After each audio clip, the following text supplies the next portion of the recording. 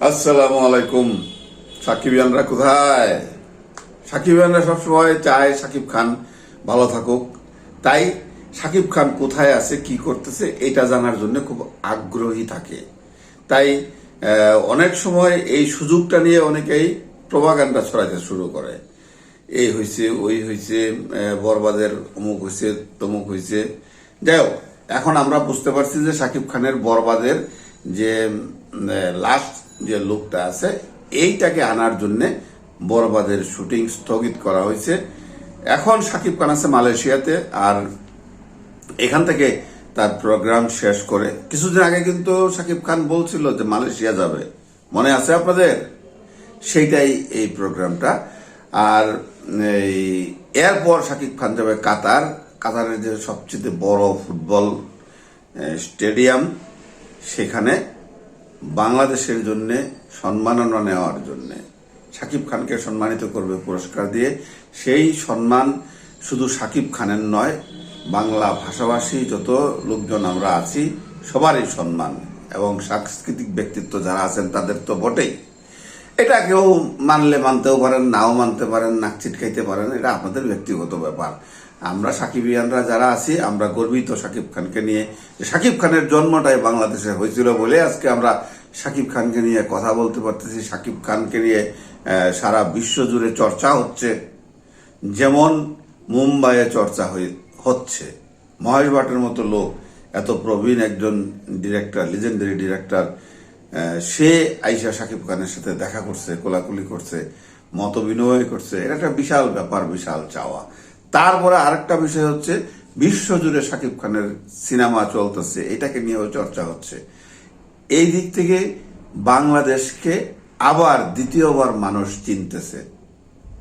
আমাদের সাকিব খানের মুভি বিশ্বের অনেক দেশেই চলতেছে, সেটা আমরা জানি। ইভেন কিছু কিছু দেশ আছে সেখানে খুব ভালো চলতেছে, যেমন তুফান। তুফান ইয়েতে পাকিস্তানে খুব ভালো চলছে। সেই সুবাদে ওই যে মধুমিতা হলের যে মালিক নওশাদ সাহেব, এই নওশাদ সাহেব আবার পাকিস্তানের যে ডিস্ট্রিবিউটার আছে এবং প্রডিউসার আছে তাদের সাথে কথা বলছেন, তারা সাকিব খানকে নিয়ে সিনেমা করতে আগ্রহী। সেই সুবাদে আমরা আশাই করতে পারি যে পাকিস্তান থেকে নায়িকারাও রেডি সাকিব খানের সাথে অভিনয় করার জন্য। এখন এই তাণ্ডব যে সিনেমাটা আছে, এই সিনেমায় কি সাকিব খানের সাথে কেউ জড়িত হবে, বা রায়হান রাফি কাউকে পছন্দ করছেন আমরা জানি না। তবে সাকিবিয়ানরা আমরা এটুকু বলতে পারি যে আমাদের পছন্দ থাকলে আমরা সেটা কমেন্টসের মাধ্যমে জানাতে পারি, এবং ভিডিওটা বেশি বেশি করে শেয়ার করতে পারি, যাতে সাকিব খানও দেখেন এবং রায়হান রাফিও দেখেন। হয়তোবা তারা কাউকে পছন্দ করতে পারেন, কারণ সবাই চায় যে নতুন কিছু সংযোজন করতে, নতুন কিছু দেখতে, নতুন কিছু পাইতে সবার মনের ভিতরেই একটা আশা থাকে এবং আকাঙ্ক্ষা থাকে, সেখান থেকে একটা ক্ষুধার জন্ম হয়। তো এখন আমরা এটা চাইতেই পারি, সাকিব খানের কাছ থেকেই তো চাওয়া, আর তো কেউ নাই। এই যে কতগুলি ছবি রিলিজ হইলো, যেমন আশাদ আদনান সাহেবের একটা ছবি রিলিজ হচ্ছে, কি জানি মানুষ না কি যেন নাম, যাই হোক নামটা ভুলে গেছি, দুঃখিত। তো আমি চাইবো যে আশাদ আদনান সাহেব যেন আবার ফিরে আসে, সাকিব খানের পাশে দাঁড়ায়। ভালো সিনেমা নির্মাণ করতে হলে সাকিব খানকে দিয়েই সম্ভব, কারণ যার চাহিদা আছে, সেল এন্ড ডিমান্ড আছে, সোজা কথা। যার সেল এন্ড ডিমান্ড নাই তাকে দিয়ে কিছু হবে না। যার জন্যে সিনেমা হলগুলি খুলে ধুয়ে মুছে পরিষ্কার করে, এবং অডিটোরিয়াম যেগুলি আছে সেইগুলিতেও প্রজেক্টর ভাড়া করে যার সিনেমাগুলি চলে, সেই ধরনের একজনই আছে, সেটা হচ্ছে সাকিব খান। আগে সবাই নাক চিটকাইতো সাকিব খানের দিকে, এখন সবাই সাকিব খানের দলে আইসা ভিড়তেছে। এটা একটা ভালো লক্ষণ। এটা মানে আমরা ভালোই বলবো সাকিবিয়ানরা। আমরাও চাই যে একজন লিডার হিসাবে সাকিব খান বাংলাদেশের চলচ্চিত্রকে এতদিন ধরে লিড করে আসতেছে, এই লিডিং যে লিডারশিপ যে ট্রফিটা, এটা সাকিব খানের হাতেই থাকুক। সাকিব খান এই ঈদ ছাড়াও প্রমাণ করে দিছে যে শাকিব খানের মুভি আসলে হলগুলি আবার ধুয়ে মুছে পরিষ্কার করে। অনন্য মামুন ভালোভাবে প্রচারণা করে নাই। আমরা যারা সাকিবিয়ানরা আছি নিজেদের অর্থায়নে আমরা পোস্টার বানাইছি, ব্যানার বানাইছি, আমরা লিফলেট তৈরি করে আমাদের মতো আমরা প্রচারণা করছি। যদি অনন্য মামুন প্রচার করতো, সে যেভাবে প্রচার করতে চাইছিল, দরদ মুভিটা আরো ভালো চলতো, এটা আমরা বলতেই পারি। আর এটা সবাই বলতেছে। যাই হোক, কি কারণে এটা হয়েছে জানি না। আবার শুনতেছি শের নামক একটি মুভি শাকিব খানের সাথে অনন্য মামুন আবার করবে। এটাও কতটুকু সত্য মিথ্যা জানি না, সেটা শাকিব খানই বলতে পারবে। আদৌ শাকিব খান এ ধরনের মুভি করবে কিনা সেটাও জানি না, কারণ তার মতামত ছাড়া আমরা কিছুই বলতে পারি না। আমরা শুধু আমাদের মতামতটা প্রকাশ করতে পারি।